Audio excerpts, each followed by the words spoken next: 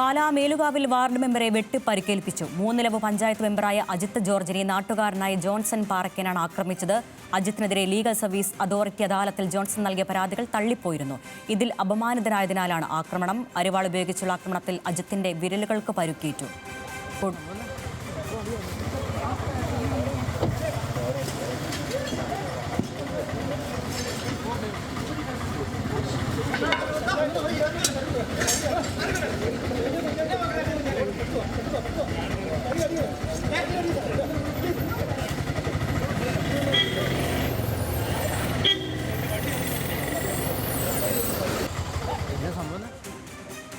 വാർത്തയുടെ കൂടുതൽ വിവരങ്ങൾ നൽകാൻ കോട്ടയത്ത് നിന്ന് ഗോകുൽ രമേശ് ഉണ്ട്. ഗോകുൽ, എപ്പോഴാണ് ഈ സംഭവം നടന്നത്? അദാലത്തുമായി ബന്ധപ്പെട്ട പ്രശ്നം തന്നെയാണോ ഈ ആക്രമണത്തിന് കാരണം? പോലീസ് എന്താണ് നൽകുന്ന വിവരം?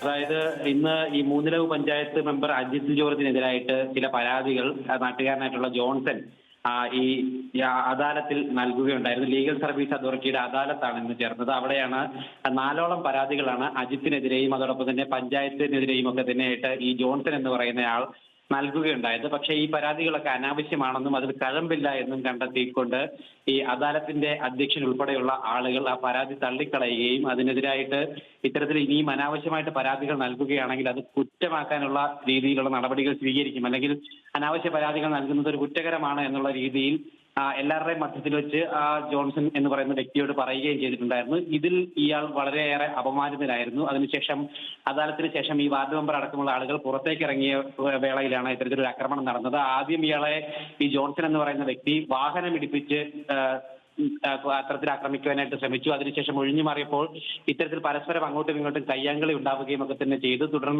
തുടർന്നാണ് ഇയാൾ വാഹനത്തിനുള്ളിൽ കയറിയിരുന്ന ഒരു അരിവാൾ എടുത്തുകൊണ്ട് ഈ മെമ്പർക്ക് നേരെ വീശുകയുണ്ടായത്. പലവട്ടം വീശി അത് തടുക്കാൻ ശ്രമിക്കവെയാണ് മെമ്പറുടെ കൈക്ക് വെട്ടേറ്റ് പരിക്ക് സംഭവിക്കുകയും ചെയ്തിട്ടുണ്ട്.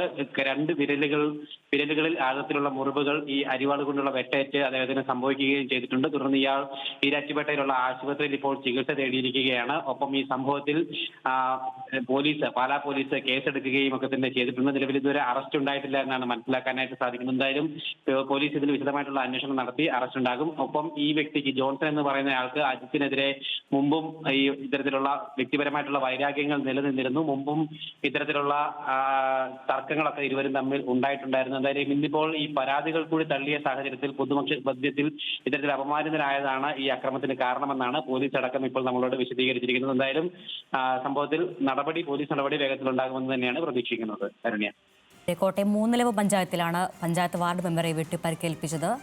വിശദാംശങ്ങൾ നൽകുകയായിരുന്നു കോട്ടയത്ത് നിന്ന് ഗോകുൽ രമേശ്.